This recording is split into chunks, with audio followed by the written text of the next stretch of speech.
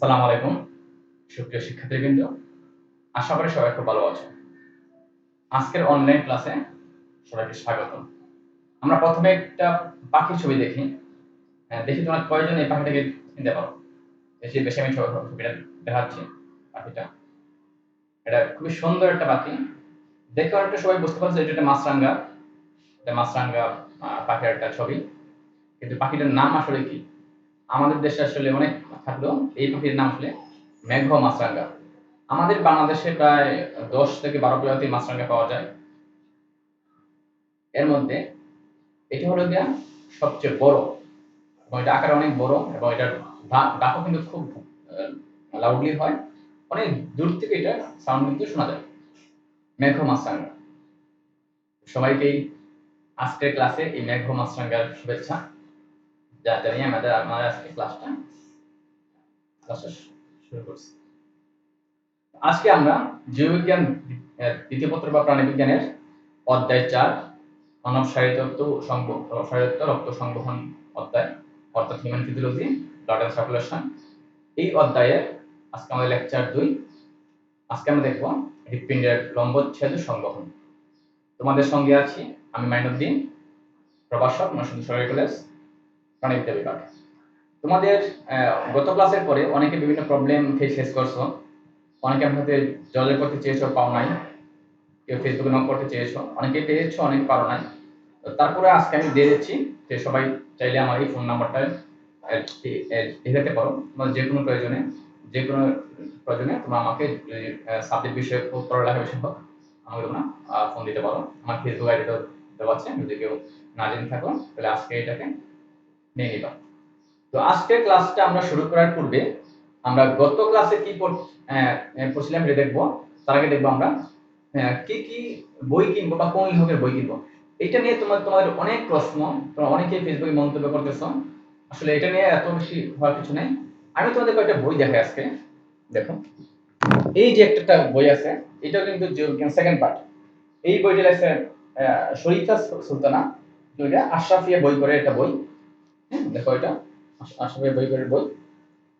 আমি যদি আরেকটা বই দেখি, এটাও খুব একটা ভালো বই। এটা অক্ষরপত্র প্রকাশনের বই। হ্যাঁ, প্রকাশনের বই লিখছে ডক্টর নুরিপা পারভীন খান, অক্ষরপত্র প্রকাশনের বই। এটা কিন্তু সেকেন্ড পার্ট। আর দুইটা হলো, দেখো, তিনটা বই কবির পাবলিকেশনের। এটাও কিন্তু জীববিজ্ঞান সেকেন্ড পার্টের বই। এটা লিখছে doctor S M Ali Ashraf, তিনটা বই। এই দেখো আরেকটা বই আছে, গাজী পাবলিশার্সের গাজী আজমল এবং গাজী আসমতের লেখা বই। এটা কিন্তু জীববিজ্ঞান সেকেন্ড পার্টের বই। চারটা গেল। আরেকটা বই দেখাচ্ছি, এইটাও কিন্তু জীববিজ্ঞান সেকেন্ড পার্টের বই। ঠিক আছে, professor Habib Begum, quality quality publication বই, কোয়ালিটি পাবলিকেশন। পাঁচটা গেল। নাম্বার 6, দেখো, এই বইটাও কিন্তু জীববিজ্ঞান সেকেন্ড পার্টের বই। এটা হলো গিয়া মুভিং পাবলিকেশন, এটা লেখছে গিয়া ডক্টর মোহাম্মদ আব্দুল আলী। এখানে আমার 6টা বই আছে। আসলে কলেজ বন্ধ, কলেজে আমার আরো 4-5টা লেখকের বই আছে। অর্থাৎ আমার কাছে 10 থেকে 11টা লেখকের বই কিন্তু আমার কাছে আসে। যেমন মেঘনাথ, তারপরে কাজল ব্রাদার্স, এদের বইগুলো কিন্তু খুব ইম্পর্টেন্ট। তোমরা আসলে এই সবগুলাই কিন্তু বোর্ড কর্তৃক অনুমোদিত বিভিন্ন লেখকের বই। এখন কে কোনটা কিনবা, এটা অনেকেই প্রশ্ন করতেছো। আসলে কলেজ থেকে ওইভাবে ফিক্সড করে দেওয়ার কোনো বাধ্যবাধকতা নেই।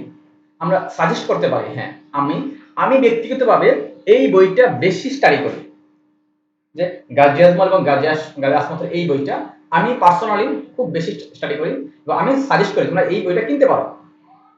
কেউ ইচ্ছা করে সবগুলোই কিনতে পারো, এটা যার যার ইচ্ছা।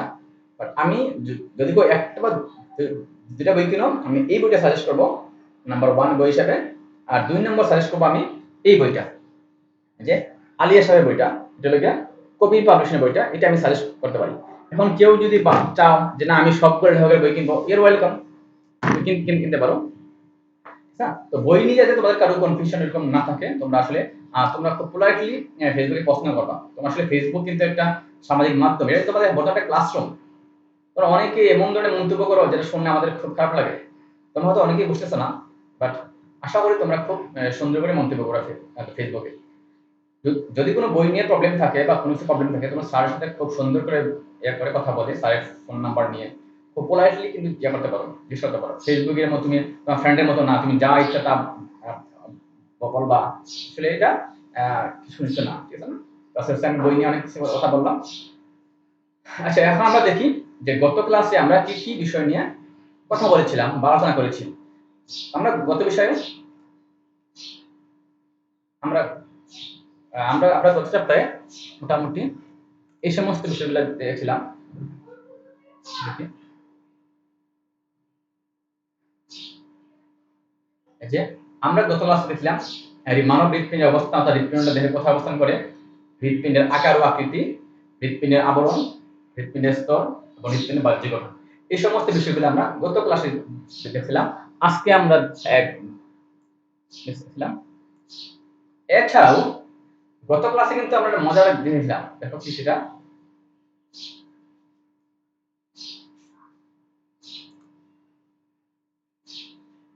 এছাড়াও আমরা গত ক্লাসে একটা হৃৎপিণ্ড আকারটা খুব সুন্দর একটা টেকনিক দিতেছিলাম। কারণ খেলা টেকনিকটা যে লাভ থেকে কি করে একটা হৃৎপিণ্ড হয়, এটা কিন্তু আমরা গত ক্লাসে খুব আমরা দেখেছিলাম। যদি কেউ এটা না দেখে থাকো বা না বুঝে থাকো, তোমরা গত ক্লাসটা দেখে আসতে পারো, অথবা দেখে আসতে পারো, তাহলে অতটা শিখতে, কারণ আজকে ক্লাসে এটা দেখানোর সুযোগ নেই। তো হৃৎপিণ্ড আঁকতে পারাটা কিন্তু বড়।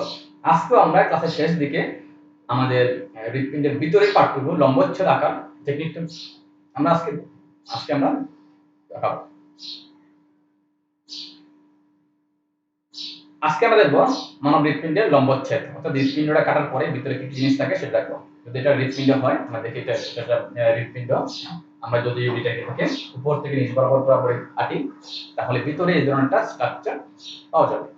এখন এই ভিতরের স্ট্রাকচারগুলোর নাম আমরা সবগুলো শিখবো, শুধু ভিতরের স্ট্রাকচার না, ভিতরে সবগুলো প্রকোষ্ঠের নাম শিখবো, একটা রক্তনালী শিখবো, বা যদি কপাটি আছে সেই কপাটিগুলোর নামগুলো কিন্তু আজকে আমরা দেখবো। তাহলে দেখি আমাদের কপাটিগুলো। দেখো এখানে আমরা প্রথম যদি প্রকোষ্ঠগুলো দেখি, কি কি প্রকোষ্ঠ আছে, তাহলে এখানে মোট 4টা প্রকোষ্ঠ আমরা দেখতে পাবো। যে উপরের দিকে এটা একটা প্রকোষ্ঠ, হ্যাঁ, নাম্বার 1 দিলাম। তাহলে উপরের দিকে, উপরের এদিকে আরেকটা প্রকোষ্ঠ আছে, এটাকে আমরা নাম্বার 2 দিতে পারি। নিচে কিন্তু আরো দুটো প্রকোষ্ঠ আছে, দেখো এটাকে আমরা নাম্বার 3 দিব, 3 নাম্বার প্রকোষ্ঠ। এরপর এই দিকে আছে একটা প্রকোষ্ঠ, 4টা প্রকোষ্ঠ। এই 4টা প্রকোষ্ঠের নাম আমরা আজকে দেখব। এই 4টা প্রকোষ্ঠের নাম জানাটা খুবই জরুরি এবং কোনো কনফিউশন ছাড়াই কিন্তু নামটা দেখতে হবে। দেখো, যদি আমি এই দিকে তাকাই তাহলে এই দিকে ডান হচ্ছে, এদিকে বাম হচ্ছে, আর যদি আমি এই দিকে তাকাই তাহলে ডান কিন্তু হচ্ছে এদিকে এবং বাম দিকে। তাহলে হৃৎপিণ্ডের কোন দিকে ডান কোন দিকে বাম, এই সমস্ত বিষয়গুলো আসে কনফিউশন দূর করার জন্য আজকে আমরা একটা সিম্পল একটা ছক দেখব। যদি আমরা এরকম একটা ঘর করি, যেখানে 4টা ঘর আছে, আমাদের হৃৎপিণ্ড কিন্তু ঠিক 4টা এরকম ঘর আছে, 4টা প্রকোষ্ঠ আছে, আমরা একটু আগে দেখলাম 1 2 3 4 প্রকোষ্ঠ। এখন কোনটা ডান কোনটা বাম, এদিকে ডান নাকি এদিকটা বাম? আমি যদি এদিকে তাকাই তাহলে এদিকটা হচ্ছে ডান, এদিকে উল্টা উল্টা। দেখো এটা টিপস খেয়াল রাখবা যে হৃৎপিণ্ডের ডান হলো গিয়া তোমাদের এই সাইডটুকু ডান, আর ওইটা হচ্ছে গিয়া বাম। কারণ কি, দেখো এখন আমাকে দেখো, আমার ডান কিন্তু হচ্ছে গিয়া এদিকে, তাহলে এটা ডান, আমার বাম হচ্ছে এদিকে, তাহলে এটা হলো বাম। এই কারণ হলো গিয়া, এখন আমি যদি এদিকে তাকাই তাহলে ডান কিন্তু হচ্ছে উল্টা দিকে, আর এটা হবে না। কারণ হলো গিয়া যার হৃৎপিণ্ড তার ডান। টিপস হলো গিয়া, আমি এটাকে টিপটা হইলাম, যার হৃৎপিণ্ড, এই যে আমার টিপসটা আরেকবার দেখি, দেখো যে টিপস হলো গিয়া যার হাত তার হার্ট, আমার হাতে আমার হাত, আমার হাত যদি এটা হয় তাহলে আমার হাতের এই পাশটা হবে গিয়ে ডান, যেটা এটা আমার ডান হাত, তাহলে এটা আমার ডান, আমার বাম হাত, আর এই পাশটা হলো আমাদের বাম। ঠিক যেমন দেখাচ্ছি যে এইটুকু এই পাশটা হলো ডান, যে সরু পাটটুকু ডান, আর যে এই পাটটুকু হলো গিয়া বাম। তাহলে এখন দেখি অলিন্দ নিলয়, উপরের দিকে হলো গিয়া অলিন্দ আর নিচে হলো গিয়া নিলয়। এইটাও কিন্তু মনে রাখার একটা সুন্দর টিপ আছে। দেখো টিপটা কি, যে আমরা লিখতে পারি নি, হ্যাঁ টিপ হলো গিয়া যে নি, নি দিয়া নিচে, নি দিয়া নিলয়, অর্থাৎ নিচে নিলয় উপরে হলো গিয়া অলিন্দ। তাহলে আমরা ডান বুঝলাম, বাম বুঝলাম, অলিন্দ, নিলয়। চারটা প্রকোষ্ঠের নাম আমরা খুব সহজেই লিখে ফেলি। প্রথমে ডান লিখি, তাহলে এই দুইটা হলো গিয়া ডান, দেখো সহজে ডান, আর এই দুইটা হলো গিয়া বাম, আর উপর দুটো হলো গিয়া আমাদের অলিন্দ, আর নিচের দুটো হলো আমাদের নিলয়।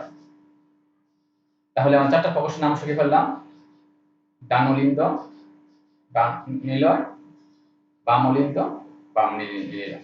তাহলে খুব সহজে কিন্তু আমরা শিখতে পারলাম চারটা আসলে আমাদের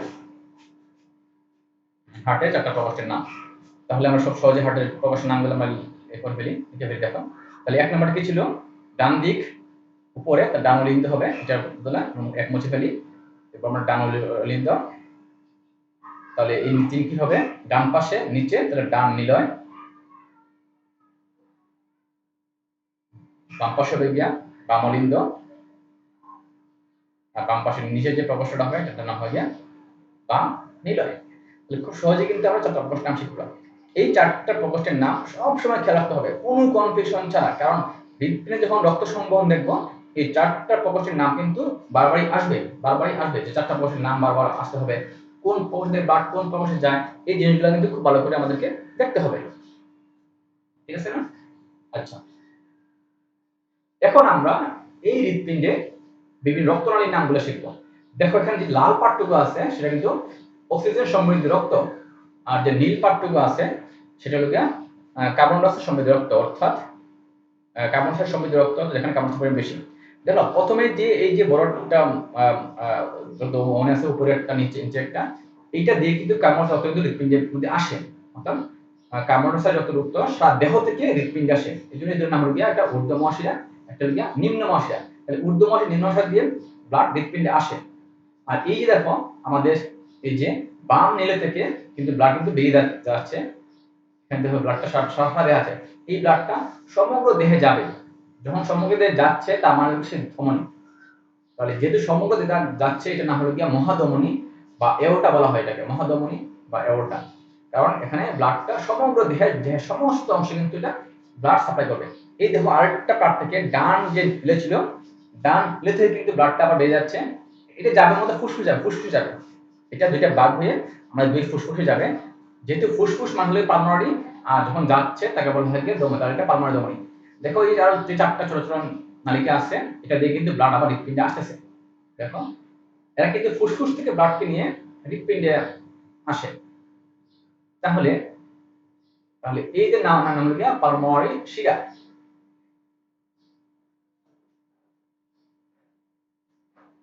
এটার নাম হলো কি পালমোনারি শিরা। দেখো এখানে আমরা দিলাম যে ঊর্ধ্ব মহাশিরা এবং নিম্ন মহাশিরা, এরা কার্বন ডাই অক্সাইড যুক্ত ব্লাড নিয়ে সারা দেহ থেকে হৃদপিণ্ডে আসে। হৃদপিণ্ডে কোথায় আসে, সে মূলত ডান অলিন্দে আসে, ঠিক আছে? এরপরে ডান অলিন্দ থেকে আসে ব্লাডটা ডান নিলয়ে, ডান নিলয় থেকে পালমোনারি ধমনী দিয়ে, ধমনীর কাজ হলো গিয়ে ব্লাডকে হৃদপিণ্ড থেকে বের করে নেওয়া, আর শিরা কাজ হলো গিয়ে ব্লাডকে হৃদপিণ্ডের দিকে নিয়ে আসা, অর্থাৎ শিরা হৃদপিণ্ডে ফেরত আসে আর ধমনী হৃদপিণ্ড থেকে বের হয়ে যায়। তাহলে এই যে খেয়াল রাখবা, সে অক্সিজেন হোক কার্বন ডাই অক্সাইড নাম একটা, শিরা হলে সে হৃদপিণ্ডে ফেরত আসবে আর ধমনী হলে হৃদপিণ্ডে বের হয়ে যাবে। তাহলে ঊর্ধ্ব মহাশয় নিম্ন মহাশয় দিয়ে ব্লাডটা হৃদপিণ্ডে আসতেছে, আবার দেখো পালমোনারি ধমনী দিয়ে সে ব্লাডটা বের হয়ে যাচ্ছে, এটা কোথায়, ফুসফুস যাচ্ছে। এরপরে মহাধমনী দিয়ে, ধমনী মানে বের হয়ে যাবে, তাই মহাধমনী দিয়ে ব্লাডটা কিন্তু সমগ্র দেহে সমগ্র দেহে যাচ্ছে। আর পালমোনারি শিরা মানে আসবে, তাহলে পালমোনারি মানে ফুসফুস, তাহলে ফুসফুস থেকে ব্লাডটা আসবে, শিরা দিয়ে আসবে কোথায়, হৃদপিণ্ডে আসবে। হৃদপিণ্ডে যে প্রকোষ্ঠ আসে তার নাম হলো গিয়া আমাদের বাম এট্রিয়াম। এটা খেয়াল রাখবা যে এট্রিয়ামে সবসময় ব্লাড আসবে আর নীল থেকে ব্লাড সবসময় বের হয়ে যাবে। তাহলে এট্রিয়ামে আসবে, নীল থেকে বের হয়ে যাবে। তাহলে আমি আগেই বলছি যে শিরাগুলোর কাজ হলো গিয়া আসা, তাহলে এট্রিয়ামে জয়েন্ট থাকবে সবসময় শিরা, আর নিলয়ের কাজ হলো গিয়ে ব্লাডকে বের করে নিয়ে যাওয়া, তাহলে নিলয়ে জয়েন্ট থাকবে অবশ্যই ধমনী, সহজ কথা, কারণ এট্রিয়ামে আসবে নীল থেকে বের হয়ে যাবে, আর শিরা আসে ধমনী বের হয়ে যায়, তার সহজ কথা যে এট্রিয়ামে যেহেতু আসে আর কে নিয়ে আসে, শিরা নিয়ে আসে, তাহলে এট্রিয়ামে যুক্ত হবে সবসময় শিরা, এট্রিয়াম মানে হলো অলিন্দ, তাহলে অলিন্দে সবসময় শিরা যুক্ত হবে। একটা এট্রিয়ামে যুক্ত হবে গিয়া ওই ঊর্ধ্ব মহাশিরা এবং নিম্ন মহাশিরা, ডান আর ডান ডান অলিন্দে, আর বাম অলিন্দে আসবে গিয়া পালমোনারি শিরা, অর্থাৎ ফুসফুস থেকে সে ব্লাডকে নিয়ে কিন্তু এখানে আসতেছে। তাহলে সেখানে ফুসফুস থেকে কিন্তু ব্লাডটা নিয়ে কিন্তু আসতেছে। এরপরে ভেন্ট্রিকল বা নিলয়ে কি হবে, সে ব্লাড বের হয়ে যাবে, আর যে বের হয়ে যায় সে হলো গিয়ে ধমনী। তাহলে আমরা বলতে পারি যে ভেন্ট্রিয়ামে যুক্ত হবে গিয়া ভেন্ট্রিকল বা নিলয়ে যুক্ত হবে গিয়া ধমনী, আর ধমনীর কাজ হলো গিয়ে ব্লাডকে বের করে নিয়ে যাওয়া। তাহলে একটা ধমনী থেকে ব্লাড যাবে গিয়া ফুসফুসে, তাকে বলা গিয়া পালমোনারি ধমনী। এই যে দেখতে পাচ্ছ এখানে আমাদের, এই যে দেখতে পাচ্ছ আমাদের বাম নিলয় থেকে যাচ্ছে গিয়ে সমগ্র দেহে মহাধমনী, আর ডান নিলয় থেকে যাচ্ছে গিয়া হৃৎপিণ্ডে, তাকে বলা গিয়া পালমোনারি ধমনী। তাহলে এই হলো মোটামুটি হৃৎপিণ্ডের চার প্রকোষ্ঠে চার ধরনের রক্তনালী যুক্ত আছে। এই রক্তনালীগুলোর কাজ হলো হৃৎপিণ্ডে ব্লাডকে একবার আনা একবার বের করে নেওয়া, একবার আনা একবার বের করে নেওয়া। কে কোথায় যায় না যায় এগুলো আমরা পরে হয়তো দেখবো। এখন দেখো হৃৎপিণ্ডের ভিতরে কিন্তু কিছু কপাটিকা বা দরজা আছে, এই দরজার নামগুলো আমরা আজকে শিখবো। দেখো এই যেটা কপাটিকা আছে এটার নাম হলো ট্রাইকাসপিড কপাটিকা। এই যেটা কপাটিকা আছে এটার নাম হলো বাইকাসপিড কপাটিকা। দেখো এখানে আরেকটা কপাটিকা আছে, দেখো এটার নাম হলো পালমোনারি কপাটিকা, আর এখানে আরেকটা কপাটিকা আছে এটার নাম হলো এওরটিক কপাটিকা। তাহলে এই চারটা কপাটিকা আমরা আজকে নাম শিখতেছি। দেখো তাহলে ডান এট্রিয়াম ও ডান নিলয়, ডান এট্রিয়াম ও ডান নিলয় এর মাঝখানে যে কপাটিকাটা এটা হলো ট্রাইকাসপিড কপাটিকা, কারণ এটা ত্রিপত্রী।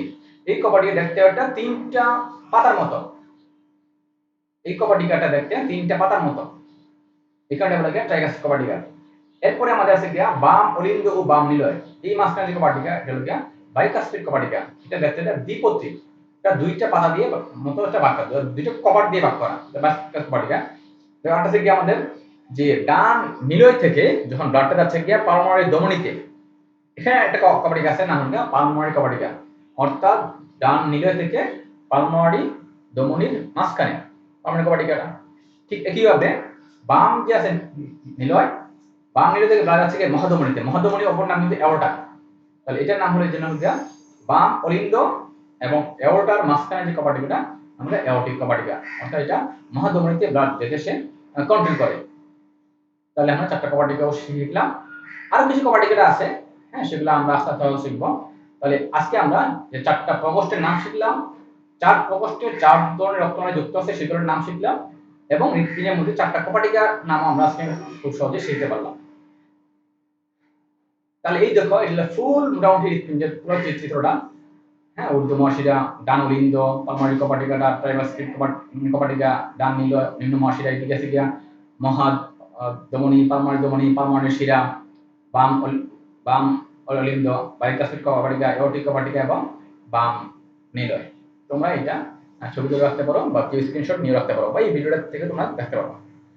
তাহলে এখন আজকে আমরা দেখব কি সহজেই এই হৃৎপিণ্ডটা আঁকা যায়।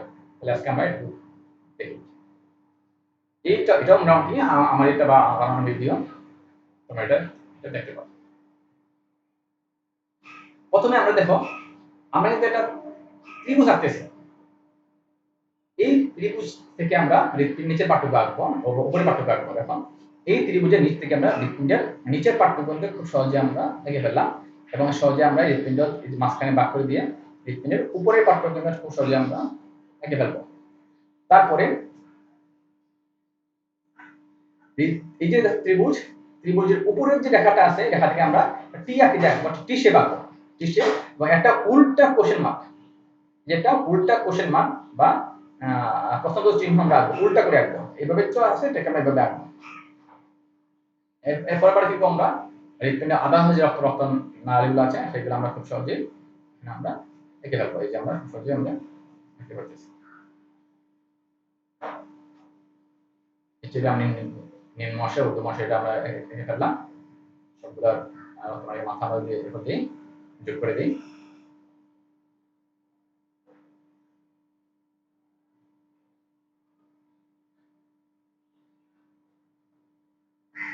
এখন আমরা এই ত্রিভুজ যেটা আঁকছিলাম এবং আদার্স যে এক্সট্রা রেখাগুলো আছে সেগুলো আমরা যেটা ওভারলিপিং করছি সেগুলো আমরা পেন দিয়ে বা রাবার দিয়ে আমরা মুছে দিই, তাহলে মোটামুটি একটা খুব সুন্দর একটা হৃৎপিণ্ড কিন্তু পাওয়া যাবে। এবং এর ভিতরে গেছে যে কপাটেবল গুলো আছে সেই কপাটেবল কিন্তু আমরা এখন আঁকতে হবে। তাহলে এর ভিতরে কপাটেবল গুলো আমরা আমরা খুব সহজেই এঁকে ফেলি।